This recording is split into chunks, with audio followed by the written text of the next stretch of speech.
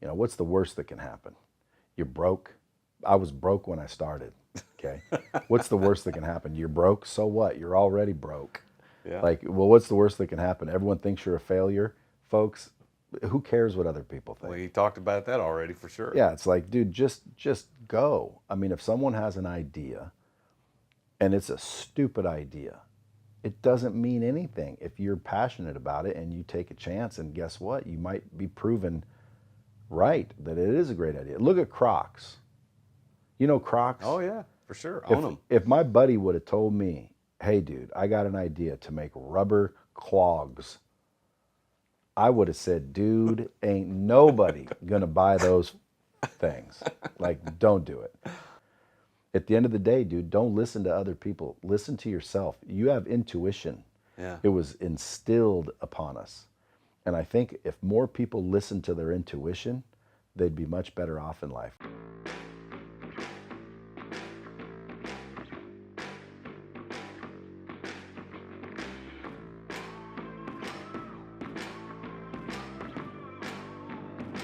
In today's ultra-competitive business world, being a successful entrepreneur or business owner can be very challenging.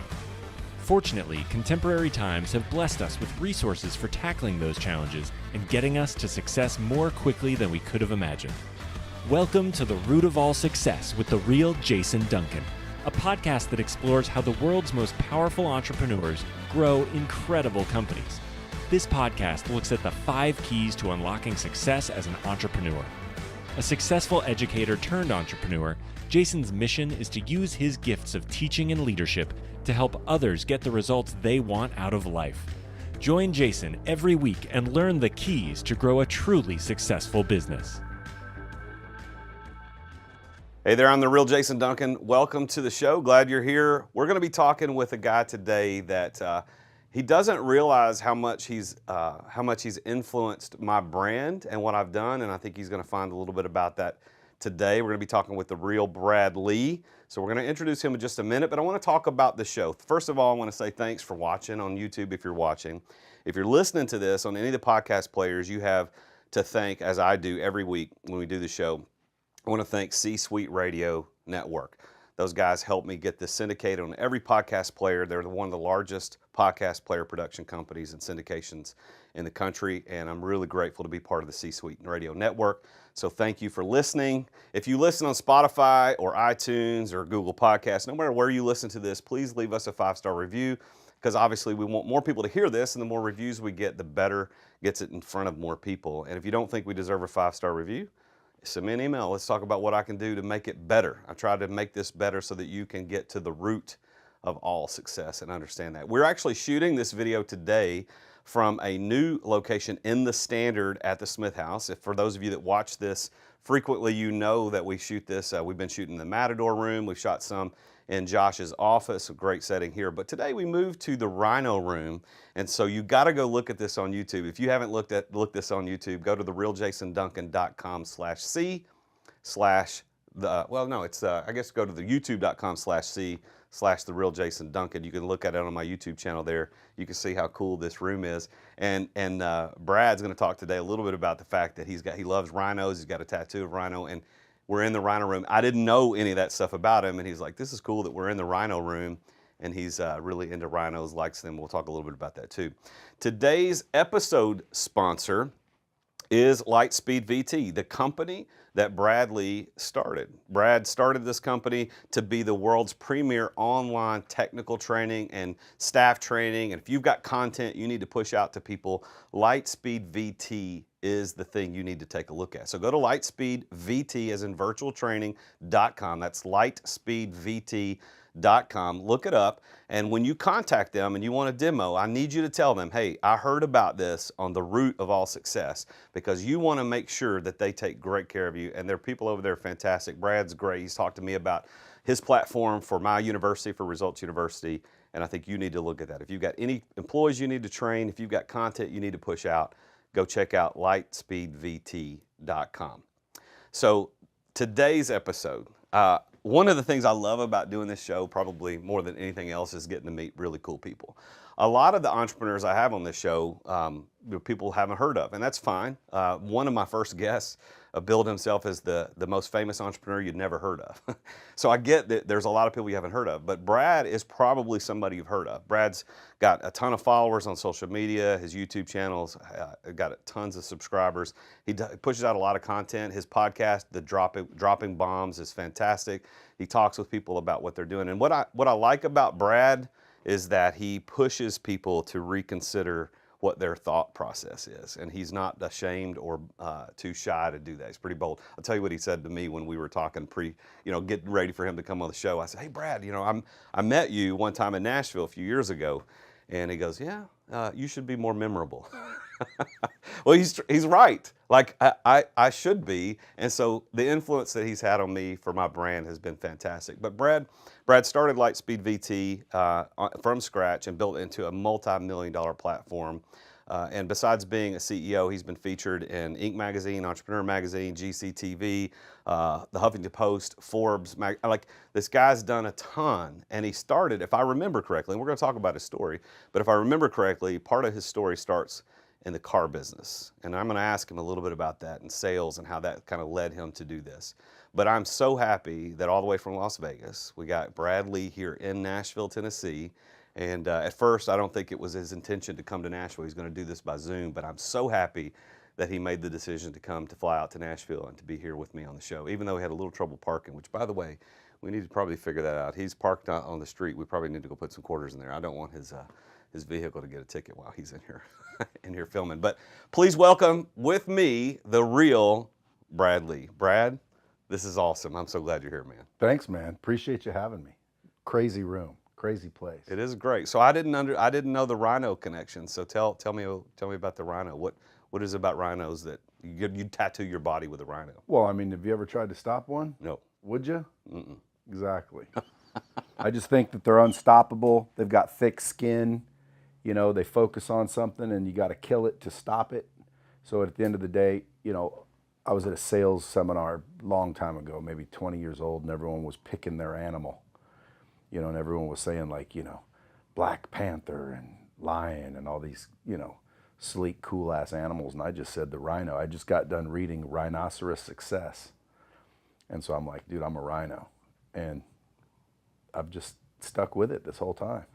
And so you've got rhinos, you got tattoos, you got rhinos in your office. I'm gonna have to, next time I watch one of your shows, I'm gonna have to look to see if I can see the rhinos on your desk behind you. I probably just never noticed, but they're back there, aren't they? They're everywhere. What's funny is I always tell people, tell me how many rhinos are in the room, and I'll give you 1,000 cash. And they'll, people see that on the show, and they'll come in and count without saying anything, ready for me to say it. Problem is they never hear my answer. And when someone gives me a number, I say there's 0 rhinos. There's only images. They're statues. They're not rhinos, bro. We'll leave it to Brad to be technical on something like that. That's pretty cool. I like that. Well, I know you're a cigar and bourbon guy, and so part of the benefit of filming this at the Standard is that the Standard is one of the top 5 cigar bars in the country, and one of the whiskeys they serve, actually the house whiskey, is Guidance whiskey, which is actually started by a member here at the Standard, Jason Rigel, who was a former guest on the podcast. But if you're not watching this on YouTube, everybody needs to go watch, because we're sitting here smoking some Four Kicks cigars, which is a Nashville brand, Crowned Heads, which is a good cigar. So I'm happy to smoke a cigar with you, man. I'm glad you're here. Likewise. So what do you think about Nashville? You've been here for a few days. You've been here before, but what's your opinion of Nashville? I mean, coming from Vegas, it's a stark difference between Vegas and Nashville. Yeah, I like it. I got to see what the humidity is like, so I figured I'd come down for 10 days and just chill, look for some property, hang out with a few folks, do this. But I like it. I like the vibe. I grew up here. Actually lived in East Nashville as a kid, where I learned to ride a bike and played as a kid, and then ended up moving just in the county north of Nashville and grew up there. But Nashville's home, been here. But man, the changes, golly, it's just the cranes you see around the skyline, the buildings. I saw a picture of a skyline picture of Nashville over on, for those that are from Nashville know what I say when I say 265, which doesn't exist anymore. It's just 65, but it was 265. But there was a shot from the, I guess that would be the west side of 265 towards Nashville. I didn't even recognize it. It didn't even look like Nashville. It took me a split second to go, what is that? I saw a TikTok, not a TikTok, it wasn't, maybe it was a TikTok, maybe Instagram video of a party on a hotel roof, and I thought, well, that looks kind of cool. And then I looked at the background, and it was Nashville. Like, it's so amazing how fast this place is growing. But I'm glad you're here in Nashville. I'm glad you like it. This particular week that you're here, the humidity's pretty low because it's been cool the past couple of days. But still glad you're here. So tell me, am I right that your story started as an entrepreneur? Like, you bridged from selling cars or training salespeople in the car business. Do I have my story right? Yeah, yes, yeah, you do. When I started Lightspeed, I left the car business to do so. But I spent from 17 to 30 selling cars, selling art, RVs, pretty much anything I could sell, mastering the art of sales. And I think, like any good salesperson, you tend to bounce around, which allows you to learn a lot, experience a lot. But my entrepreneurial journey started at about 30 after I stopped the car business. And what did you do first as an entrepreneur? Lightspeed. That was it. Yeah. It's been a pretty good ride. It's been a good ride. It's been 20 some years, Coincidentally, you listen to a lot of these older gurus, and they always say, you want to help other people. That's how you get rich. That's how you make it. You got to help other people. And I used to think, dude, Zig I Ziglar. need to get paid myself. Yeah. Right. So I was always focused on me. And then at 30 years old, I helped this kid that was in the back. Good dude, good family, not much money. You could see I'll say humility in his face and his family's face when they'd come to the dealership. And he was just such a cool dude. I said, let me teach you how to sell and close and make some money. So he went from making minimum wage to like 15 grand a month in a couple of months. And I just watched his whole family cheer up and his life get better. And I just got hooked on that. So I said, I'm going to start a business teaching people how to close, teaching people how to make money, because I just got hooked on that. So accidentally, I started helping other people without even realizing that's what I was doing. And coincidentally, that's when shit started opening up. So I didn't know that. I mean, I guess I'd heard part of that story, but I didn't realize it came from a mission. Like, it's a mission for you to really help people.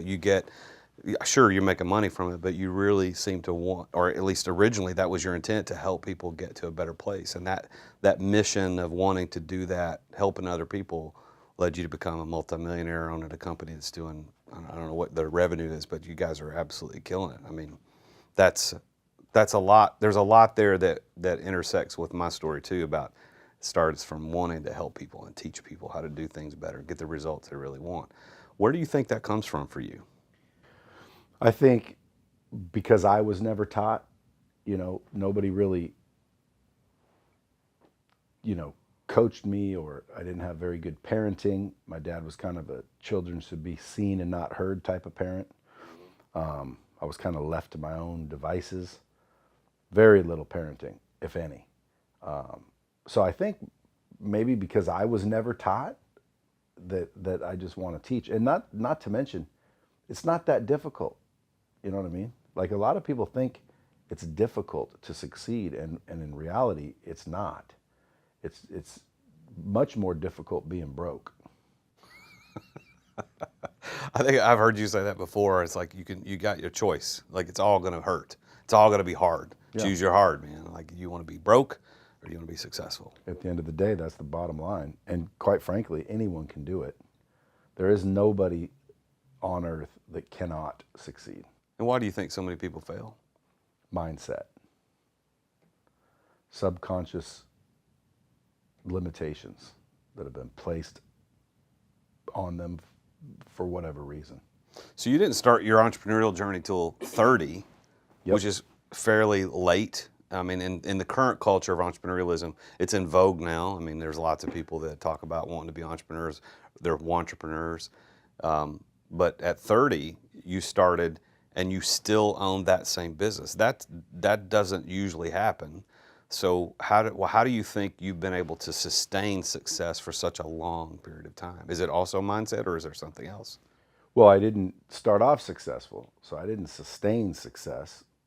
I built it over time. But I think the consistency and almost I was naive. You know, I believed everything was going to happen in 90 days.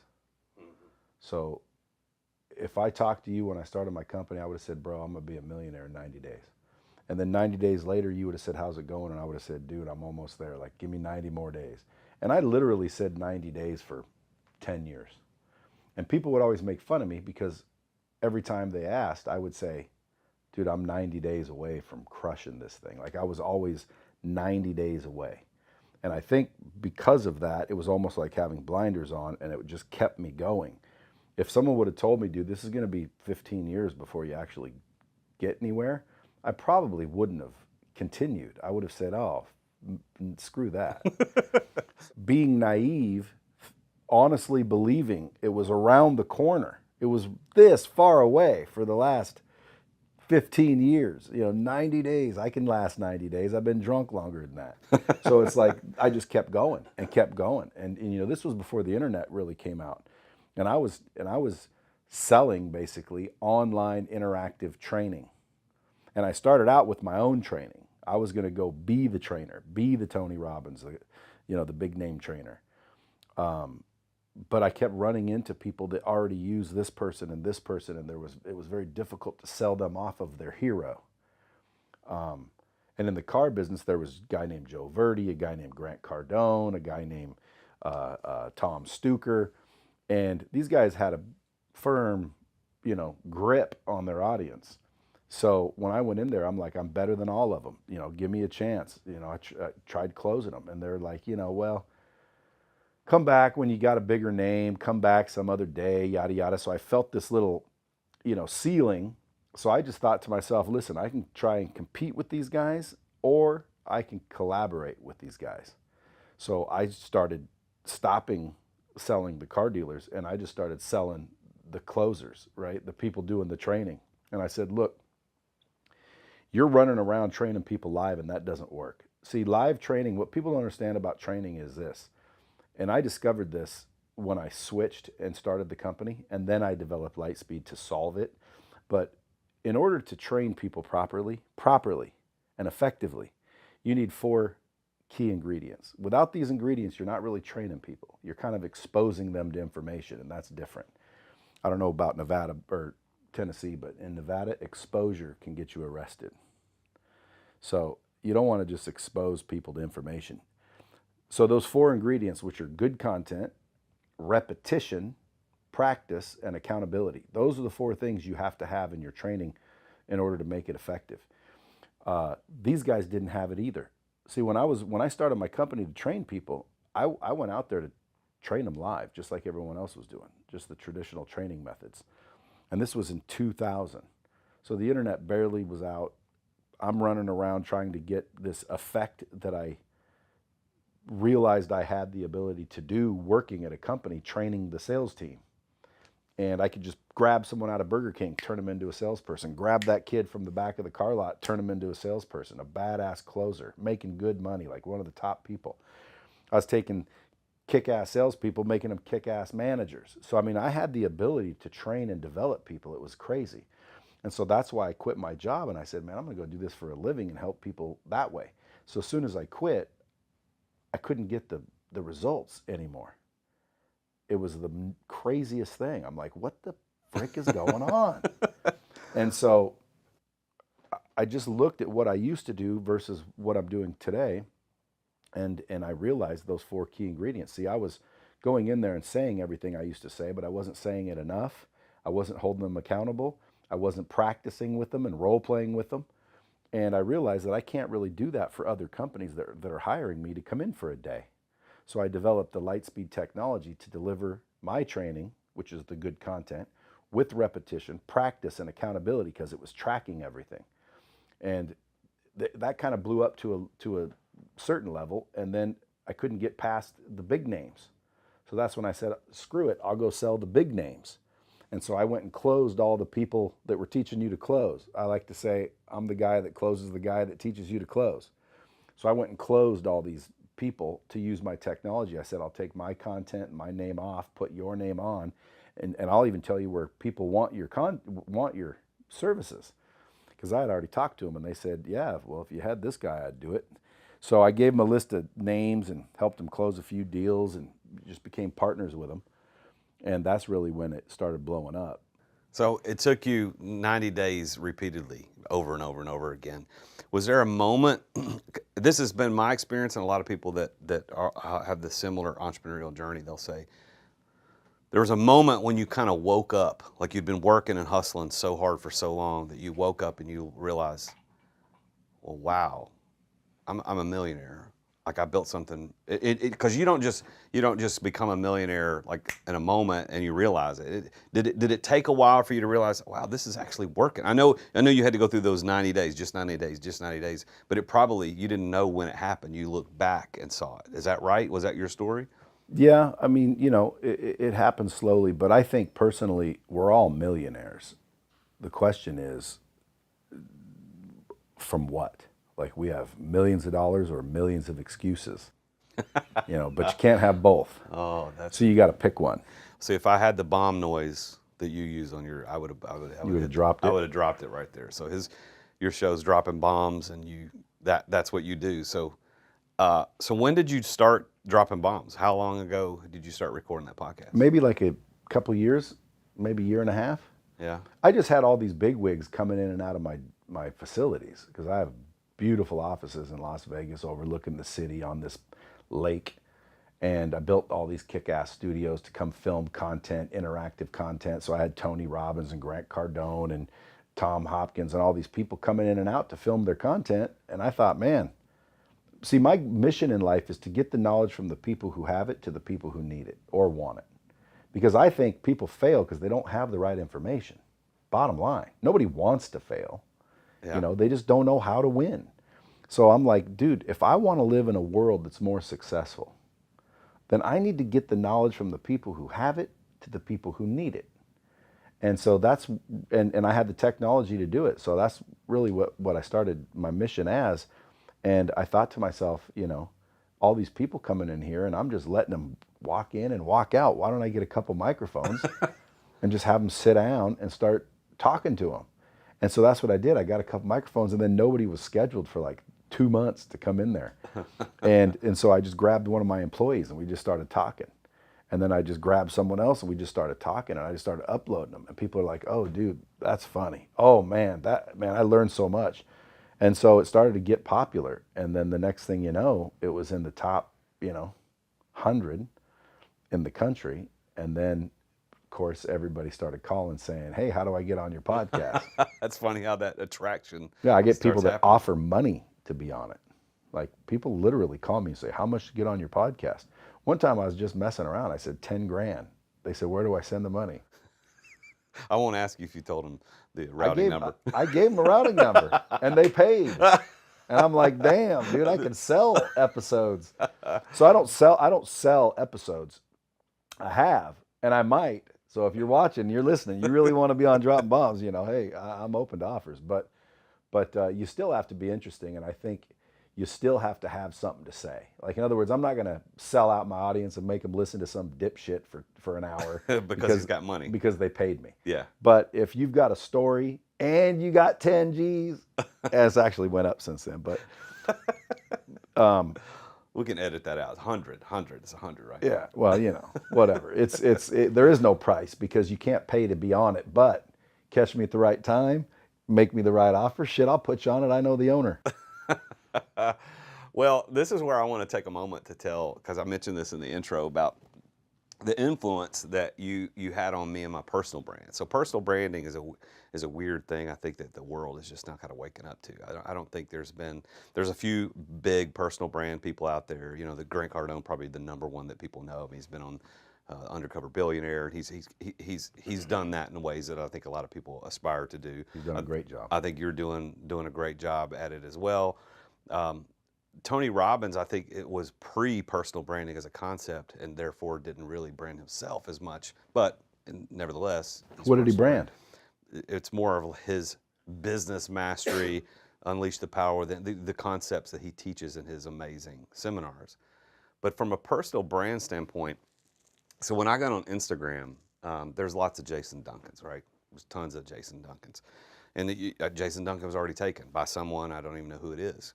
Jason Duncan, I bet. It's somebody named Jason Duncan. There's a whole funny story I'm going to tell about that. But so when I was looking at what's my Instagram handle going to be, well, I had just recently met you. So it was within 6 months and started following you, and you were the real Brad Lea. And I thought, okay, I'm just going to put the real in front because it wasn't about you as much as it was, okay, that was a clever way to do it because I'm sure there's probably tons of Brad Lees right there. So, so I did that. And it wasn't even a personal brand play. It was just an Instagram handle. But then I started looking at buying jasonduncan.com, and some low-level musician in Texas had the thing. And I certainly I'm not saying he's low-level as in not good. Just nobody knows who he is, right? And so I reached out to him and I said, "Hey man, I want to buy your domain." No, not for sale. His domain pointed to an empty MySpace page. This is the truth. So but you're not using it, man. I'll give you $500. I'll give you $1,000. What do you want? 50 grand. I said, "You're crazy, man." So I hung up. Didn't think about it for a couple of years. Well, in the meantime, a personal branding coach reached out to me and said, "Hey, I want to do a free coaching session with you on your brand." I'm like, okay.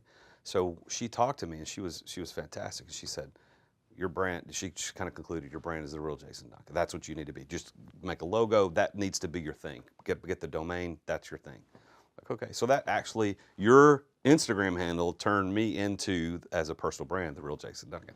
But the story continues, and I think this is hilarious. So with my web developer, we were looking at, hey, go back out there now and see if jasonduncan.com happens to be available.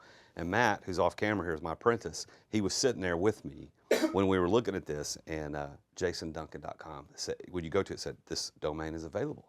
I thought, oh, great. So I'll buy. I don't need it, but I want it, right? So we go to buy it. Well, Google brokers, they were managing it. They reached out to me and said, okay, yeah, Mr. I tried not to tell them my name, but they figured out who I was. They said, yeah, the domain is $150,000. And I just laughed. I said, dude, who's going to pay that? Well, somebody famous will pay for it. I said, do you realize I'm the most famous Jason Duncan there is, and I'm nobody. Like, nobody's going to pay $150,000. My offer stands. I give him $1,000 if he wants it. Of course, it never went anywhere. But you had an influence on me with the personal brand just because of your Instagram handle.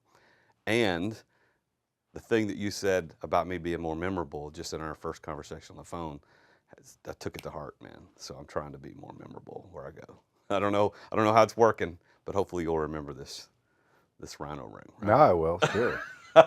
For sure. Yeah, this is definitely memorable. So one of the things that I do on the show, Brad, is this is the root of all success. And so I want to study how you became successful. And success is defined in so many different ways.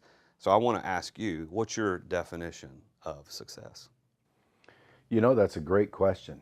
I think everyone that tries to define it in general ends up talking about money and all this other things. But when people ask me what's the key to success, I always say that there's not really a key. It's more of a combination, and everybody has their own. Because,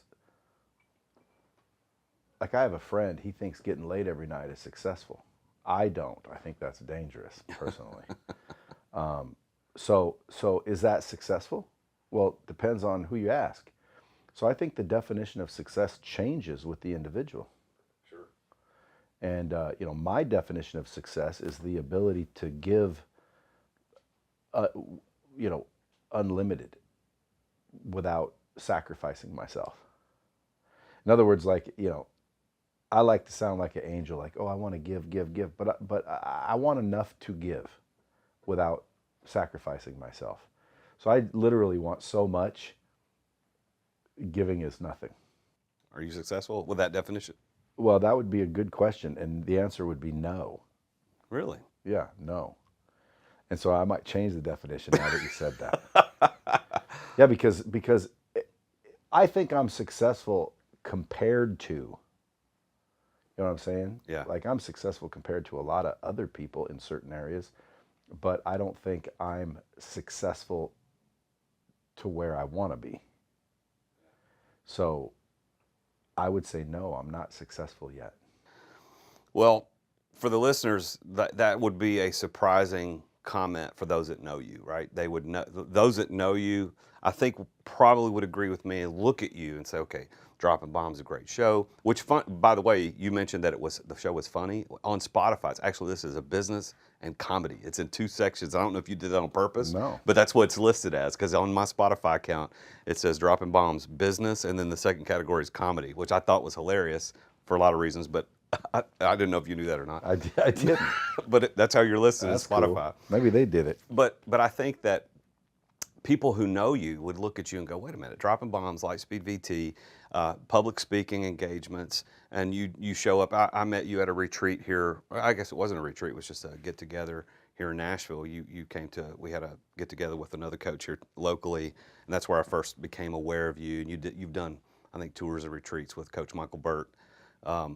I think people would be surprised if you say that you don't think you're successful. But I think that I would tell you to think about it this way. Success, dictionary definition, is the achieving of the results you hoped for. Like, what did you want to accomplish? So when you started Lightspeed, I want to help people. I want to make them awesome. I want to make them close more. If they're a great salesperson, I want to make them an amazing salesperson. If they're a great, amazing salesperson, I want to make them amazing managers. You did that. You've done that for countless, I don't know how many people. I don't know if you keep up with metrics of how many people have gone through the system, but that was your goal. You achieved it by dictionary definition of success. No. You're definitely successful. No. No? Why not? What's the definition again? Achieve the results you hope for. Yeah, I haven't yet. So what's the result that hasn't happened? I want to change. I want to make the world a more successful place. I mean, technically, yes, I have. But again, I mean, who's the judge? Right. Yeah, if it just depends on who's judging. Right. You know, I don't believe I've accomplished everything I'm capable of accomplishing. Therefore, I don't believe I'm the success. Do I believe I'm successful? Well, sure. You know, I make good money. I'm in the top 1%. I inspire people to do things. I've changed people's lives on a regular basis according to them, which blows my mind sometimes. You know, I've helped a lot of people make a lot of money and live better lives, become better human beings, become better fathers, better husbands, better wives. You know, I've helped people become better people. So in that, yeah, I'm successful. However, my goal was to impact the world, which, you know, until I don't know if I'll ever consider myself successful by the definition of the dictionary, because I just know that I'm capable of so much more. Yeah. I appreciate the humility in that statement, and I think that the listeners would appreciate that as well, because what's funny about this podcast, and what I've been blessed to be able to do, and recording some 30 episodes so far, and I know we're just at the beginning, but what I'm loving about this is I'm sitting across from people, every person I interview, I consider successful. On some level, maybe different definitions than you, but I consider successful on some level. And most of the guests have eclipsed me in what I consider successful with multiple times over, as have you, from an impact standpoint, from a monetary standpoint. Those things, you've eclipsed me in that. But what I find interesting about it is just like what you did. Like you're a pretty out there, bold dude that says what's on your mind, yet in this moment, you're like, I don't know if I consider myself successful, because it's coming from a true place of humility, and I can sense that in you, and I think that listeners can hear that in you. But that's the same story of everybody sat across the couch for me. They're all like, some people go, yes, I'm successful in a moment, and then they'll backpedal a little bit. Yeah, but there's more. There's more to success. Grows. Entrepreneurs never reach the end. Well, here's something that'll blow your mind. I don't think I'm humble at all. Well, if you did, you wouldn't be. Well, look up the definition of humble. All right, lay it on me. Basically, it's a low opinion of oneself, and I do not have a low opinion of myself. Yeah. No, I do not. I do not think Okay. I'm of a low importance. Yeah. Yeah, I think I'm the most important person walking. The honesty is amazing. Well, only because, bro, you got to be a fan of yourself, Yeah. right? And there's so many people out there that think, in my mind, incorrectly. Like, for example, if I just sat here and said, man, I'm the coolest thing ever, everybody would be like, oh my God, he's so conceited. That guy's a freaking jerk. What do you want me to do? Hate myself? You want me to think of myself as unimportant and a loser and a failure and just like have no confidence whatsoever? Is that what you're looking for? Because that's what people will praise. Like if I came in here and I said, oh, I'm not very good at anything, people will be like, come on, man, you're good at a lot of things. Like they'll start patting you on the back. Like that's okay to be like that. But as soon as you actually believe in yourself, people don't like that. Yeah. Well, I believe you can't make everybody happy. That's a fact. Sure. So you have to pick who you're going to make happy. So if you make these people happy, then they're unhappy. And if you make them happy, then they're unhappy. And it's like this catch-22. So guess what? Just make yourself happy, which puts the importance on you. You're the most important person in your life. Without you, okay, the rest are without you, okay? So you have to be the most important person to yourself. That's why they say put the mask on first so you can help other people. I'm trying to fill up my own cup so I can fill up other people's cup. See, most people, when the cup overfloweth, they just go get more cups, right? Hey, man, this is working out great. Let me go get some more cups. True. That's good. I'm trying to get my cup to overflow so I can just sit there and fill up all the other cups. Now, I got a big cup, so it takes a minute. But once that sucker overflows, man, you definitely want to know who I am and be my friend, because good people would benefit from knowing me. The thing that I joke with people a lot, and I say this a lot, is like, a lot of times you'll have an interaction where somebody will say, so you think you're better than me? And what do most people, they're like, no, that's not what I said. The only honest answer to that question is yes. Well, better is a different word. I'm not saying I'm better than other people. But still. I'm more important. Or more, okay, touche. So do you think you're more important than me? The only honest answer to that is always yes. Everybody thinks that, no matter, whoever's listening, the guy sitting in his car right now. No, but that's the problem, Jason. They don't. But it's true. It should be true. But the problem is they don't think that. There are people that when I walk in a room, they will say like, oh, geez, I'm nothing compared to you. And it's like, dude, you can't think like that. No. You can't think like that. Then you come off as fanboy, right? Which again, I've had people roll up and I'm thinking, man, this dude's cool. Who is this dude, man? He's got style, he's got swag. Then he walks up, fanboys out, and it's like, he's putting himself down and, I'm way more important than this guy. And he's, bowing down. And like, again, people believe that's called humility.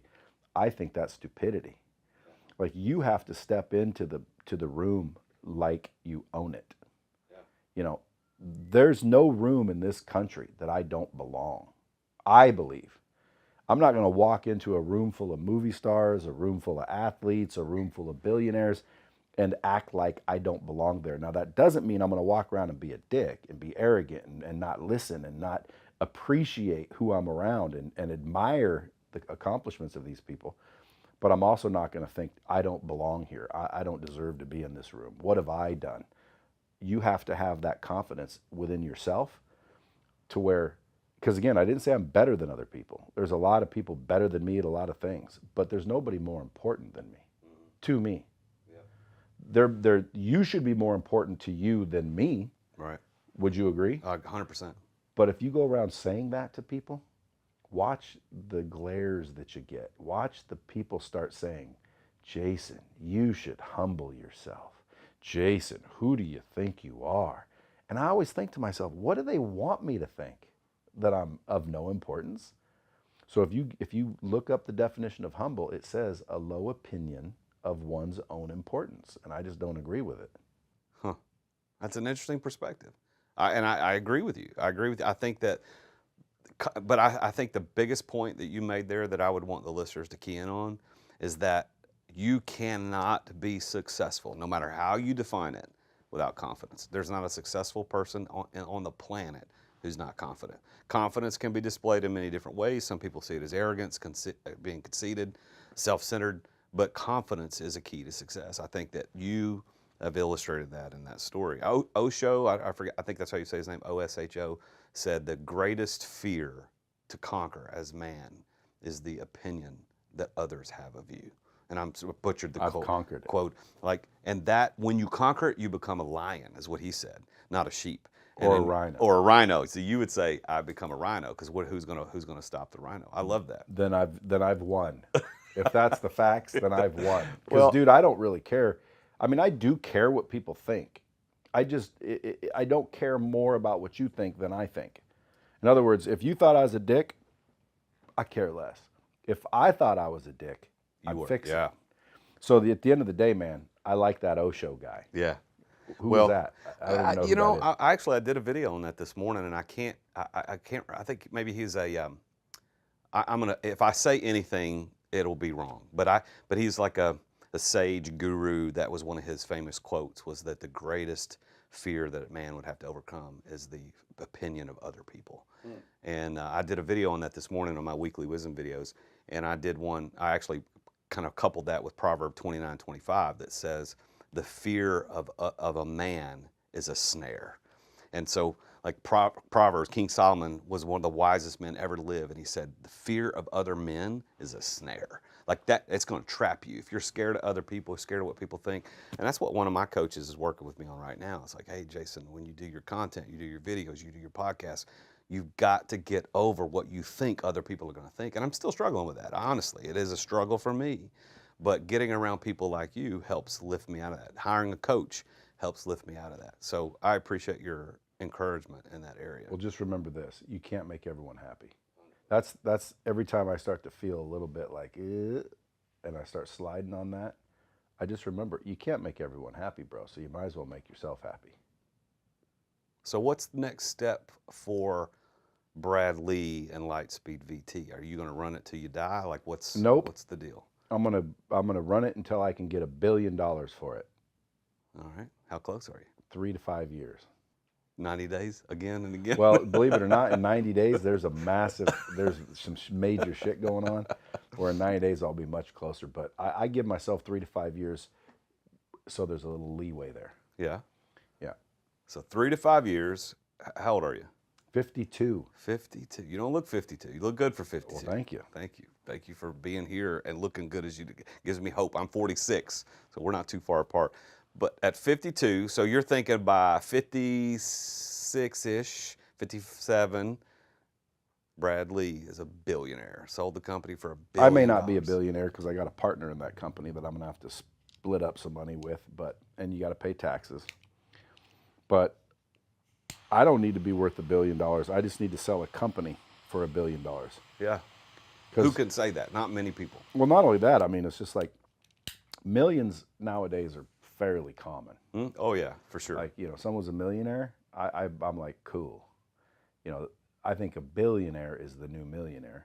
Sure. But more importantly, I was always told growing up that I wouldn't amount to shit. I'd end up in jail, all these, things we all hear growing up. And, I think one of my motivation points, one of the things that drives me is I want to basically flip everybody off. I want to go back to all those people, if they're still alive, go back to all those people and be like, now what, bitch? So you actually, I was listening to one of your podcasts on the drive down, and you were talking about that with that guest about the one of the great motivators in your life as an entrepreneur and of your guest on that particular show was other people's opinions about how you are not going to make it. So it's funny, the theme of the show kind of seems to be going back to the opinions of other people, what you think of them. But what these other people who said you weren't going to make it, negative opinion of you, actually prodded you to do great things. So their opinion didn't matter, even though you didn't like their opinion. Well, the opinion didn't matter, but it was useful. A motivator. That's another bomb. If we had the bomb noise, opinion didn't matter, but it's useful. Yeah, like I use the hate and the doubt as fuel to keep pushing, to keep going. All right, to outdo myself. Who's the biggest hater? You want to name them that you're going to go back and say, now what do you think? I'd have to think because it's been so long. I don't get much hate anymore. Nowadays, I just get a lot of love actually, and that's another thing people got to worry about. Don't believe the hate and don't believe the hype. Yeah. Don't get too sure of yourself either. Like you always have to have that little tiny, almost like, space there's like a fine line. Because if you start to get too, hey, I'm the coolest dude walking, and next thing you know, you slide or you get, cracked somehow. But but there's a handful of people from my childhood. There's a lot of family members, a lot of friends, a lot of people that graduated. Like when I dropped out of school, everyone said I was going to be a loser and I wasn't going to go anywhere. Now some of those people are working for me. I always tell people, I dropped out of high school, but I have 2 PhDs, 4 MBAs, and 16 associate degrees, a couple of bachelors. They're like, how'd you do that? I'm like, I just hired them. I knew that's where you're going to. I love Like, it. you don't need a degree if you can hire one. Like, what do you need a degree for? So I've got a funny story about that. I got a bachelor's degree in ministry. I spent the first 13 years of my career in ministry and sales, and which is where I learned to sell. And Ministry is sales sometimes. It is. And then I went back and got a master's in education, taught school for a few years, and was an unemployed school teacher when I started what it turned out to be my first big company, multi-million-dollar company. But I started working on my PhD about 5 years ago because I kind of wanted, I just thought, I want to do that. And I got accepted to school, started working on my PhD, and actually learned some really cool stuff. And it's actually one of the things I learned in my PhD program is a central tenet of the things I coach people on today, margin theory. But when I was in the middle of that and I was taking a test on statistics, oh my gosh, it was rough. It was so bad. I failed it the first time. Well, 72% of statistics are made up on the spot. And I now know that, and I know how they make it up with Excel. But my wife, she came to me and she said, we've been married 26 years. She's my best friend. We've known each other since 15 to 16, met on a blind date. She's the best person in my life. She said, why are you doing this? And I gave her the thing I just told you. I just want to do it. I think it would be cool. Not that I care. That's a good reason. Like, I just want to do it. But she said, and this is the thing she said. And this is I was not coaching full time. I was actually still running my company full time as CEO.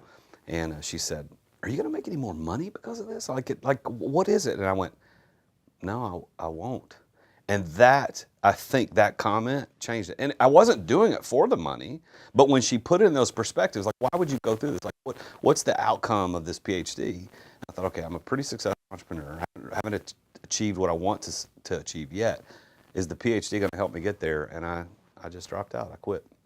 I mean, I finished the semester, so I didn't quit in the middle. But I learned some cool stuff. But now I don't have any PhDs working for me, but I have a lot of master's degrees. Yeah, for sure. I got people that have the degrees and they do what I do. But the coolest thing that I got to do, and this is why I'm asking you the question, what's the next step for Lightspeed, is that part of my central message is exit without exiting, because that's what I was able to do. Like, I set up my company in a way that I could finally walk away, and I attend one meeting a month. And most of the time I don't even say anything. I just attend, and it's a team meeting. We have lunch and that whole thing. And I still get all the tax benefits. I still own the company. I still get paid. And I'm able to do what I truly want to do, which God created me to be a teacher and a coach and a motivator. And that's what I'm doing with the show and what I do with my coaching. So what is it that you want to do? Like, have you thought about this whole, could you exit Lightspeed and still maintain 100% of that income and the tax benefit and ride it into the sunset? Not yet. No, I need a few more processes. Well, if you need a coach, I know a guy. Well, I might need you. I'm not very good with systems and processes. I'm more of a gunslinger. I'll get shit done, but I don't know necessarily how I get shit done. When that's what's important when you're running a business, is not to be the one getting it done. Otherwise, you built yourself a job. Mm-hmm. If you want a business, you have to put in the systems and processes to where it can operate without you. Yeah, a lot of entrepreneurs get stuck in that, don't they? They don't build the exit when they build the business, and they end up in a dungeon that they get tortured in every day. So where'd you go to school for ministry? I went to Southern Christian University in Montgomery, Alabama. It's now called Amridge University. So you ever hear my discussion on this topic? Yeah, we actually, when you and I had that phone call a few weeks ago to prep for the show, you had just done a podcast with another guest, and you got to talking about that, and then you and I had a brief discussion about this. So yes, we did talk a little bit about it. What's on your mind? Well, it's just, when you say God, you know that word is, number one, a title from a pagan word. Mm-hmm. And when you read scripture, it says, my children will know my name. Mm-hmm. And he wants us to use his name and sing praise to his name and call upon his name, but yet nobody uses it. And I don't understand why is that. Like if I were God and I said, hey, listen, use my name, tell people my name, call upon my name, sing praise to my name, would you call me Mister? Would you tell everybody Mister? No. Told you, Mister helped you? Nope. So Mister is a title, God is a title. Why wouldn't you use his name? Do you even know his name? Yeah. Because his children will know it. That's right. What's his name? Well, Yahweh, Elohim, That's right. I am. Not Elohim. That is not his name. Okay. He only has one name. Well, he was called by many names. I didn't say what he was called. Yahweh. What's his name? Well, he said, I am. That's his name. He said, Moses said, who shall I say sent me? You say, I am sent you. Yeah, but if you look at the scripture, the original scripture, he said, tell him Yahweh sent you. Yeah, well, I agree. We were. That was his name. They removed his name. You do some research, you'll freak out. Yeah. Now, a lot of people think, oh, Brad, you're saying he doesn't exist. That's not what I'm saying. I'm saying that, like, let's not complicate things. People like Elohim, that's not his name. Was he called that? Yes, he was. He's also called God. Doesn't make it his name. Yeah. I'm called Mr. Lee. That's not necessarily my name. That's a title. Yeah. My name is Brad, right? Now, if someone said Blad and they were trying to say Brad, that's mispronouncing my name, but you're still at least trying to use my name. That's right. But I think, there's a lot of people out there that are like, oh, you're one of those guys. It doesn't matter what his name is. Well, then why would he say it's so important? Yeah. Why would he instruct us to use it? Why would he say my children will know it? And then when I ask people that claim to be, faith-based, a lot of them, they don't even know his name. Yep. So anyway, So where does that come from? Like, were you raised in a Yahweh following family? No, Like, not at all. So where did that interest? Because you've mentioned that on one of your podcasts. You and I talked about it in our first talk. Now we're talking about it on my show. So what The is that scripture interest? that says my children will know my name. Yeah, I get that, but like, why is it interesting to you? Where did that spark? Oh, this is an interesting point for me to talk about. Because I like to believe I'm one of his children. Yeah. And when it says my children will know my name, I thought, shit, I What's his name? better figure it out because I don't know it. His name's not God. That's right. So- That is what he is. If you put it. So I thought, well, I better know it then. Yeah. It's just like if I was throwing a party and I said, hey, buddy, show up, just tell them you know me, and they'll let you in.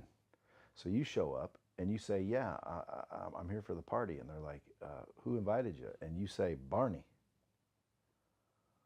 They're going to say, who? Barney. Well, that's not my name. So why don't you just use my name? Well, what if someone convinced you between the time I told you my name and 2,000 years later that my name was something else? Are you in trouble? No, not necessarily. But at the end of the day, my real friends, they know my name. My real friends will know my name. That's right. No one that really knows me will tell you my name's Barney. So I just ask people, if you believe in any of it, you have to believe in all of it, right? Yep. Okay, well, just go look at the scripture that says my children will know my name. And then ask yourself, do you know his name? Because if you don't know his name, well then, and you believe, well then you must not be one of his children. Interesting. Because if you were, according to him, you would know it. So what do most people say to that? Like They I say answered God, or they say Jesus, which is funny because that's the son, and Jesus wasn't his name either. it. Yeah. That's not his name. Yeah.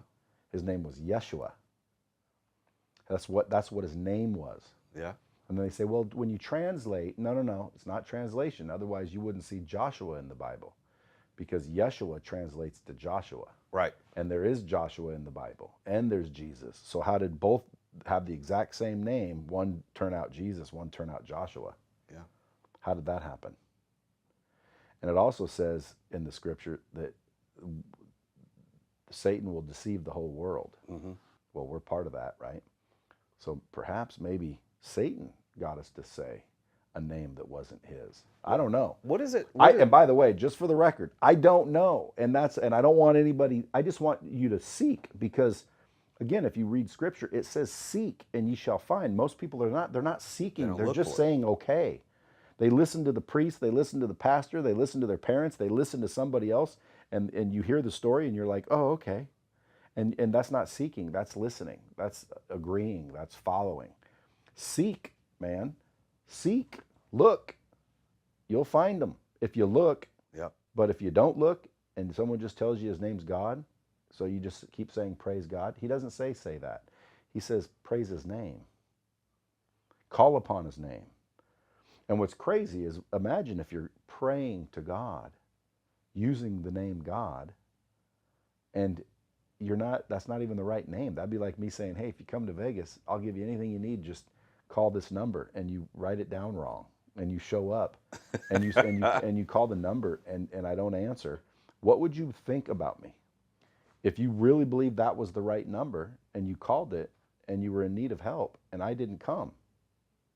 You'd question me, wouldn't you? Mm-hmm. So maybe that's what the old dirty dog Satan's doing. He is the great deceiver. That's right. He's the father of lies, the prince of the world. He's in control right now. That's what's going on in this world. It is nuts.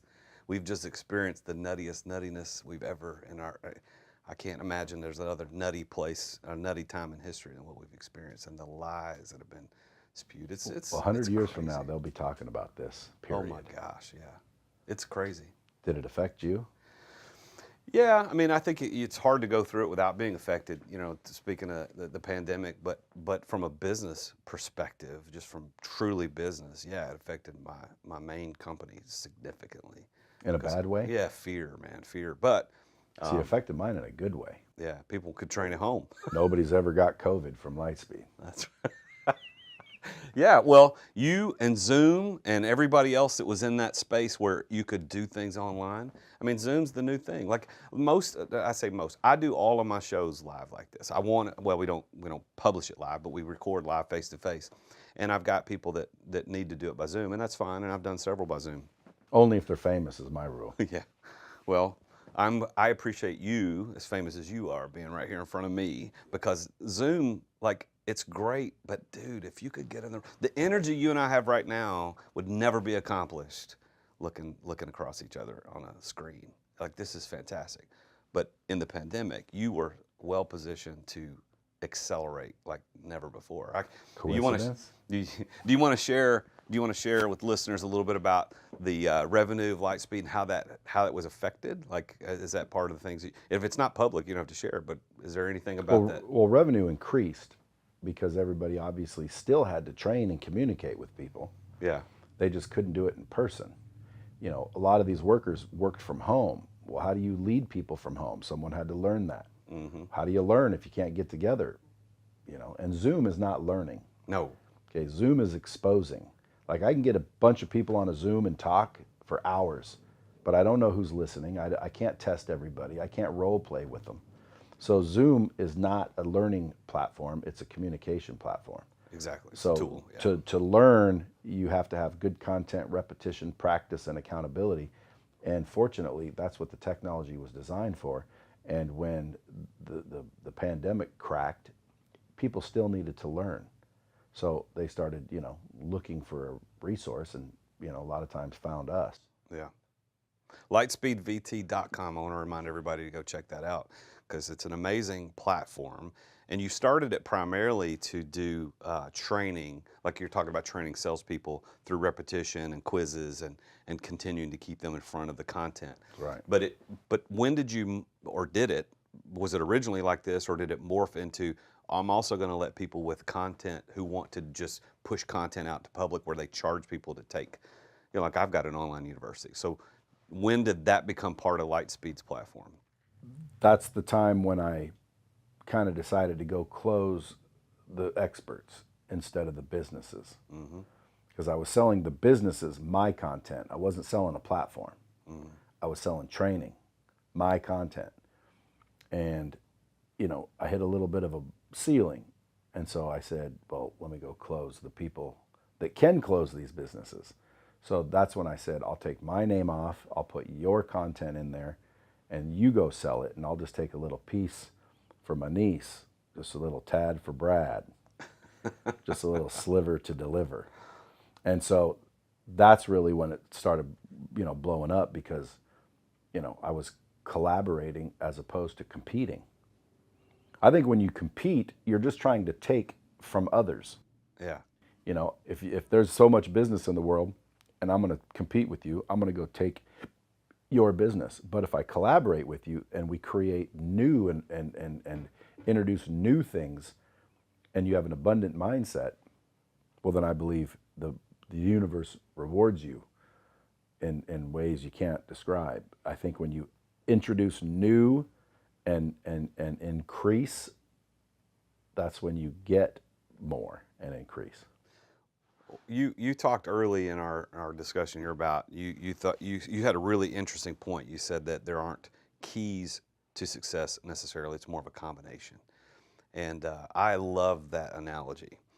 That notwithstanding, one of the things that I talk about on this show are the 5 keys of success, and they could be seen as a combination. So I don't want to say that your combination thing was not right, because I like it. But the 5 keys that I've seen consistently for every entrepreneur who sat across from me on this show, and not on the show, like just having a cigar and a bourbon somewhere else. There's 5 things that have always showed up every single time without fail. And the first that always shows up is passion. And passion, I think a lot of people would immediately go, yeah, passion is a key. You got to have passion or you're not going to succeed. But there's 2 sides to passion. There's the side of the emotional passion where I enjoy it. Like, you enjoy training people. You enjoy watching people succeed. And I could see that and sense that passion. You wouldn't have succeeded without it. But it's the other side of passion I think is really the bigger key. Passion actually means willing to suffer. So the passion of Christ that we talk about in the scripture, about when Jesus or Yeshua went to the cross that last week, the Passion of the Christ, the movie that Mel Gibson did, we call it that, not because he was excited to do it, but because he was willing to endure. There was a cause on the backside of it. And I found that every entrepreneur who's successful had that passion. They were willing to endure. And I think about your story, just 90 more days. Just 90 more days, just 90 more days. Is that, do you agree with that as part of the key to success for you and anybody else for that matter? Yeah, the way you describe it, sure. Yeah. Because you have to, you have to have consistency. You need to continue when most people quit. Some people have started a business and after a year and a half it wasn't going very well, so they quit. Well, they don't realize in another year and a half, if they just would have endured, they probably could have then made it. And there's so many stories like that. Success leaves clues. Like action causes like result. It's not rocket science. People make it way more difficult than it is. Yeah. If you see somebody that you admire and you want to get what they have, do what they did. And when you ask them, well, what did you do? Well, I spent 20 years building this company. Well, then you need to spend 20 years. Now, you might be able to accelerate that by getting good counsel and learning from their mistakes. What would you do differently, and take those routes so you can get there quicker. But to think, there's some mystery and everybody's chosen to be successful isn't, I don't agree. Yeah. Now, like, for example, being better looking than other people, that gives you an advantage. Doesn't mean an ugly fella can't succeed. We know a lot of them that do. Being in shape physically is an advantage. Doesn't mean a fat guy can't be successful. We know a lot of them that are. So when you realize, success is not, happenstance. There are certain things that apply. In my opinion, coincidentally, there's 5 things you got to do. Number 1, you got to take a chance. A lot of people will not take a chance for some reason or another. Yeah. Other people's opinion, the fear of being judged, the fear of failure. But you have to take a chance or you're going to work for someone who did, period. Number 2, you got to solve problems. You got to be a good problem solver. And how do you get good at anything? You got to do it. Practice. Practice. So what do most people do when they face problems? They quit. They hide from them. They run from them. They avoid them. Why are you avoiding problems when you need to get good at solving them? You should look for problems, face your problems. You have to be able to solve problems because they're coming no matter what. So you want to get really good at solving them. After you get good at solving problems, the easier life becomes. And people start to say, well, That's because, you know, this guy, no. You didn't get, it didn't get easier. You just got better. See the difference? Yep. And then, you know, third, if you take a chance and you solve problems, the third thing I think that matters is you have to like literally be able to make adjustments. Like listen to what's going on, pay attention to the data. You know, open your eyes and ears and listen to what's going on. Take that feedback and be willing to make adjustments. I've made adjustments along the way. I started out a training company, right? Then I'm a technology company. Yeah. So 20 years later, now I'm making millions of dollars. Well, I didn't start out doing that. I adjusted. So you have to be able to make adjustments. Most people think you have to lock onto something and it's your way or no way, and it's just not true. You have to make adjustments, and you have to be okay with, you know, taking a left when you thought you were going right, and just, you know, make adjustments. Then 4, you have to seek knowledge on a regular basis. You have to seek information every single day. If you want to change what you're getting, you have to change what you're doing. And in order to change what you're doing, you have to change your beliefs. Because the reason you do what you do is you believe what you believe for whatever reason. So to change what you're doing, you have to change what you believe, and most people don't know how to change their beliefs. You know how you change your beliefs? New information. Keyword being new. If you got no new information from now on, you would never change your belief system. You change your beliefs by new information. So you have to seek new information.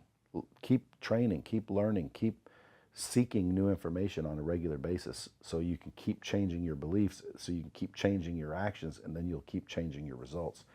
And then the last one is to outdo the day before. You know, most people want to compare themselves rather than prepare themselves. It's like yesterday is your only competition, right?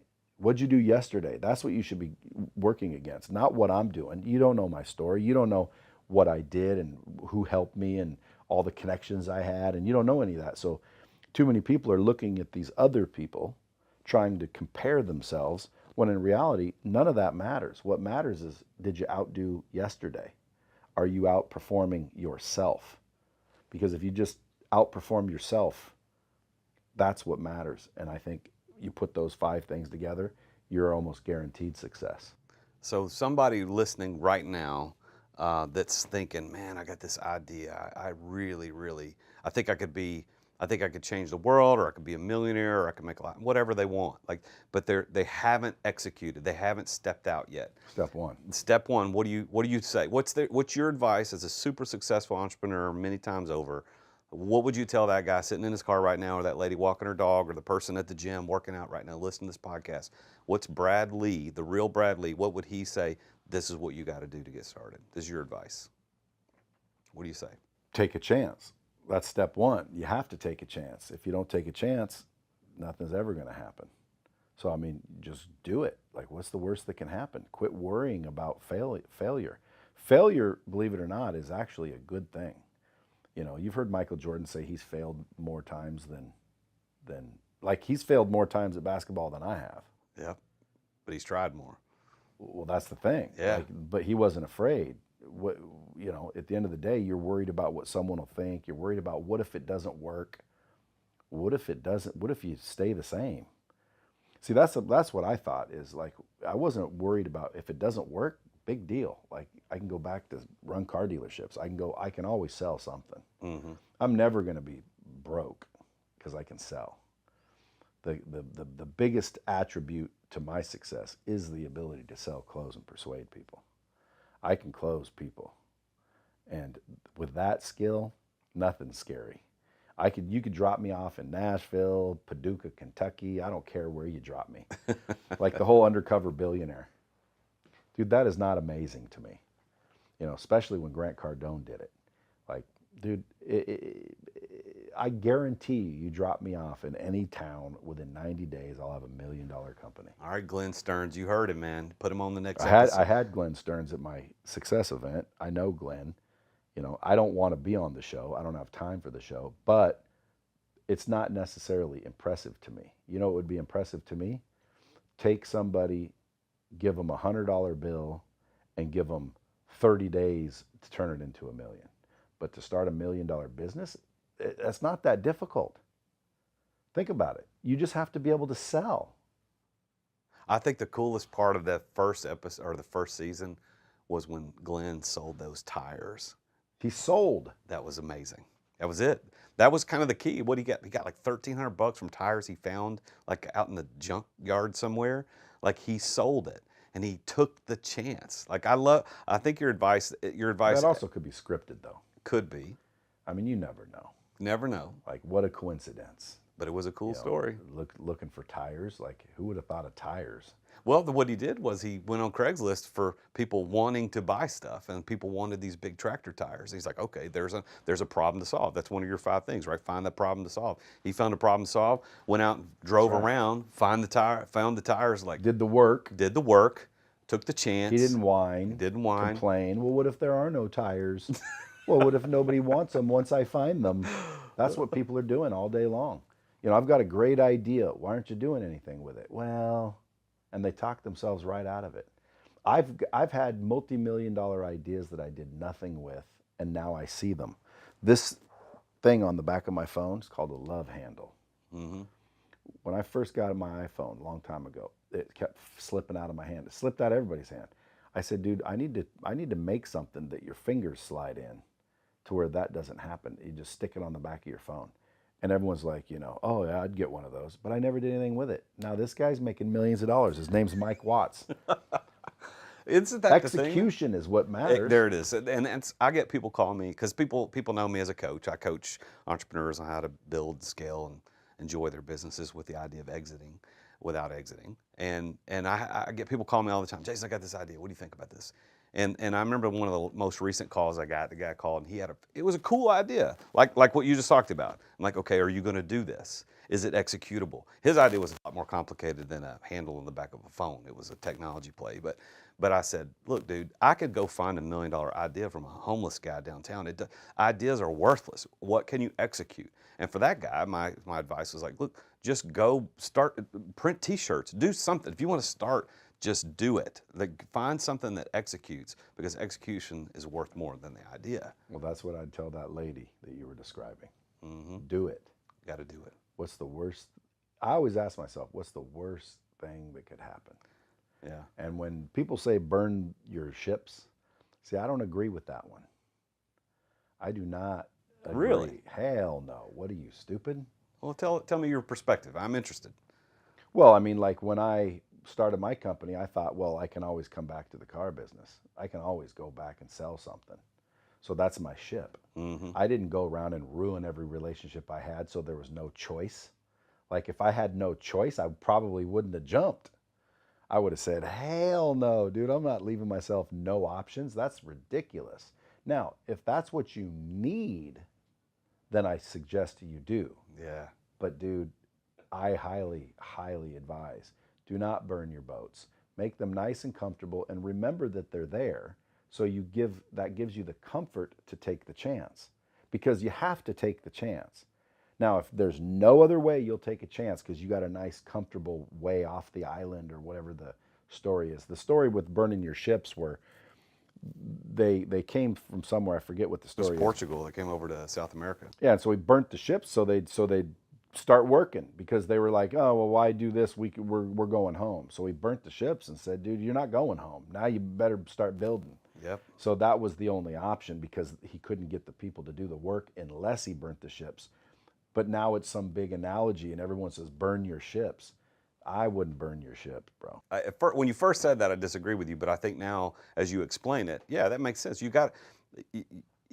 Although I would say that our ability to adapt will always outperform our ability to plan. So if you know that you can adapt and understand that law of adaptation, like whether your ships are there or not, you're going to make it. It's going to be fine. Yeah, but wouldn't it be nice to know that, like, if shit don't go well, you always got that? Well, that's true. But you had the skill. It wasn't necessarily a thing or a place to go back to. It was a skill. You relied on a skill. So your ship was the skill. It's like you couldn't just turn off, well, I don't want to know how to sell anymore, so I'm going to download that in my brain. Yeah, but I could have called every place in the world and burnt that ship. Well, that's true. And that would be stupid. Foolish. Well, listen, anything else you want to share about the real Brad Lea story? Because this has been a fascinating conversation. Is there any final nuggets of wisdom that you would give listeners who are listening as entrepreneurs or entrepreneurs that want to do something amazing? You said take a chance. Is there anything else that you would want to tell people, like, pay attention to this? I love your 5 things. I think that's going to be, my editors need to pull that out and make that on some micro content. That was great stuff. So what else would you say? I would say that you just need to keep asking yourself, what's the worst that can happen? Yeah. Because nothing's going to happen, folks. Like 97% of the things we worry about never happen. You know, what's the worst that can happen? You're broke. I was broke when I started, okay? What's the worst that can happen? You're broke, so what? You're already broke. Yeah. Like, well, what's the worst that can happen? Everyone thinks you're a failure, folks. Who cares what other people think? We talked about that already, for sure. Yeah, it's like, dude, just go. I mean, if someone has an idea and it's a stupid idea, it doesn't mean anything. If you're passionate about it and you take a chance, and guess what? You might be proven right that it is a great idea. Look at Crocs. You know Crocs? Oh, yeah, for sure. Own them. If my buddy would have told me, hey, dude, I got an idea to make rubber clogs, I would have said, dude, ain't nobody going to buy those things. Like, don't do it. A pool noodle.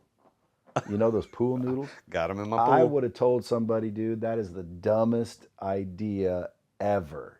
And they would have listened to me. There'd be no Crocs, no pool noodles, and 2 less, multimillionaires, if not billionaires. At the end of the day, dude, don't listen to other people. Listen to yourself. You have intuition. Yeah. It was instilled upon us.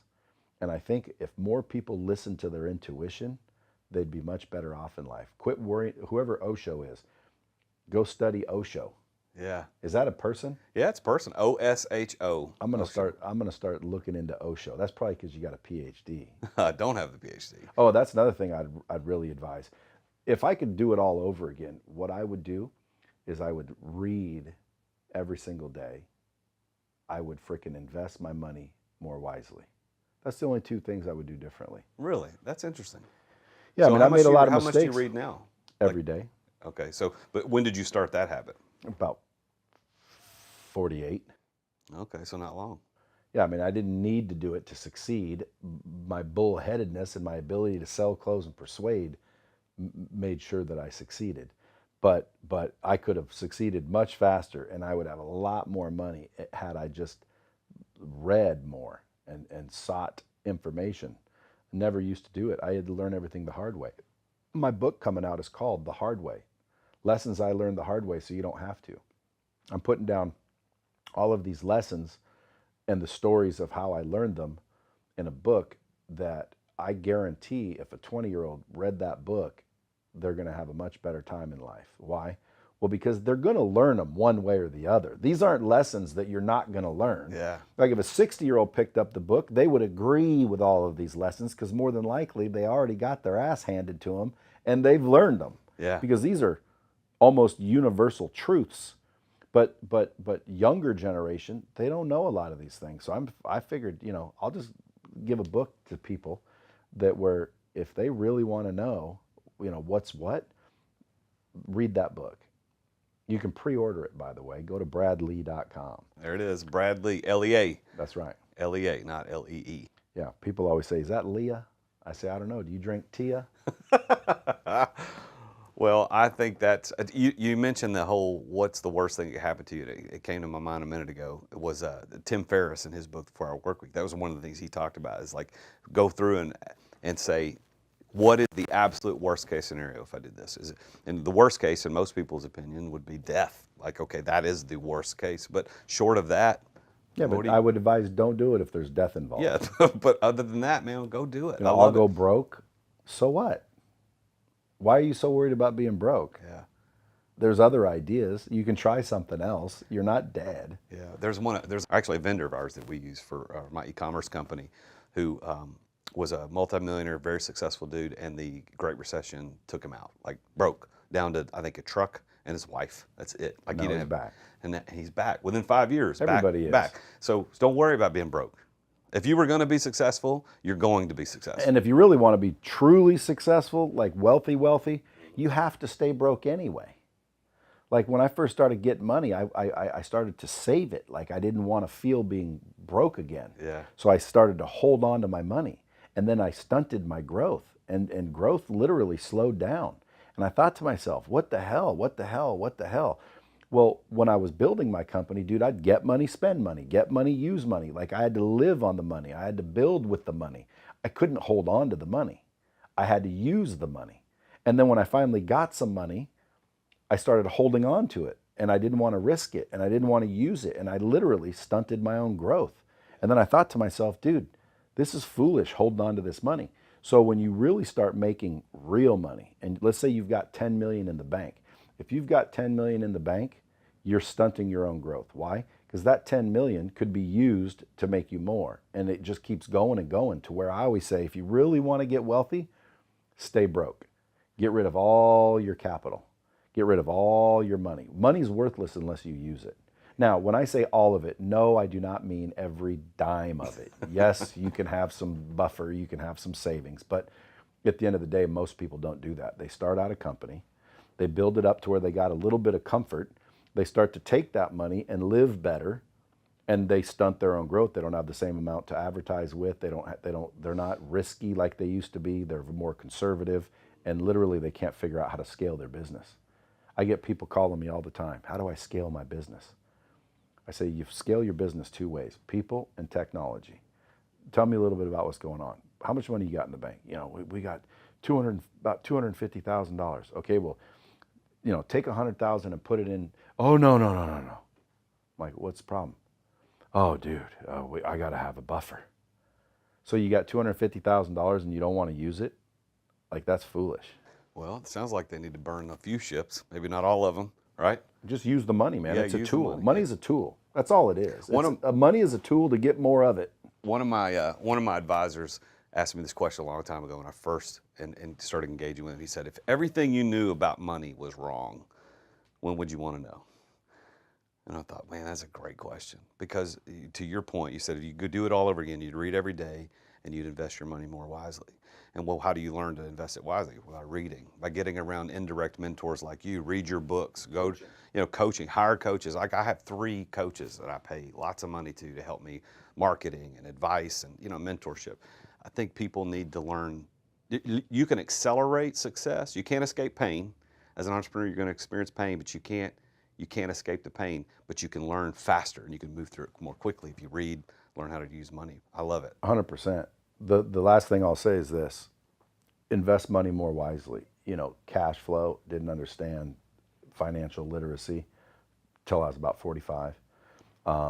Spent a lot of money foolishly trying to impress people, tables and cars and houses that didn't matter.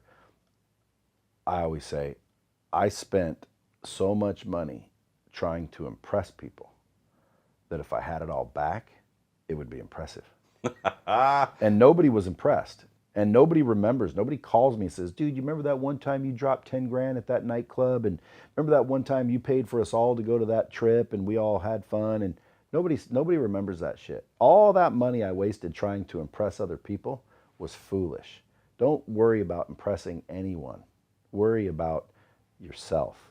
And I tell you, without fear of contradiction and with perfect certainty, that you'll look back one day and you'll say, that was some of the best advice I ever got. Well, that's awesome, Brad. Well, it's an honor to spend this time with you talking. And obviously we're doing it for the show, but just personally, I really appreciate you being here. Appreciate you spending time with me here in Nashville, talking on the show. I would be, I follow you, and I'm going to follow you more closely now because I think there's a lot of, you use dropping bombs in your show, but I think you dropped a ton of that really amazing knowledge that for entrepreneurs listening to the show can actually make them successful. So thank you. Well, thank you. I appreciate Thanks for that having very me. much. Well, so everybody listening, watching on YouTube, got to go follow The Real Brad Lea on Instagram. Look him up on YouTube. Look up lightspeedvt.com. If there's ways that you can use it to train your employees, or there's a way if you've got content that you need to push out. Lightspeed is a platform that you can use to push that content out that gets what he's talking about, where you can actually use the content to replicate, to repeat, to do quizzes so that people actually learn, not just push info out, but actually get people to change and their behavior, change their beliefs, and do things better. So go follow the real Brad Lea. Very pleased to have him in Nashville today. Thank you for listening. Thank you for watching on YouTube. If you haven't subscribed, please go subscribe. And my offer that I want to make you guys today for listening is that if you would like to get one free session of coaching with me, you can go to therealjasonduncan.com/free coaching. Now, why do I give away free sessions of coaching? My coaching is expensive. I'm an expensive coach because I've gone through the years of building businesses and being a failure and being a success, and I can help accelerate your success. You can't escape the pain, but I can help accelerate it for you. I give away the free session every week to some entrepreneur around the world because I want to give back, because I believe, and I think Brad would agree with me, that entrepreneurs are the ones who change the world. We are the ones who make life better. We are the ones that provide technology and things, and like Crocs, for goodness sake. Think about how many lives have been changed because of Crocs. It sounds silly, but if you start thinking about it, entrepreneurs change the world. And to that end, my mission and what I want to do to give back is I want to give away one free session a week. So every week I'm on Zoom coaching somebody, and it could be you. Just go to therealjasonduncan.com/free coaching. Simple form to fill out. My team reviews all that. If we think that you're a good quality candidate, we'll reach out to you and set it up. You get one free session. Therealjasonduncan.com/free coaching. So next week we're going to talk with another very successful entrepreneur, just like we had today on today's show. And I want you to tune in next week when we get there. And until then, remember this, and the way I sign off every time, Jesus is King. But for Brad's sake, Yeshua is King. Amen.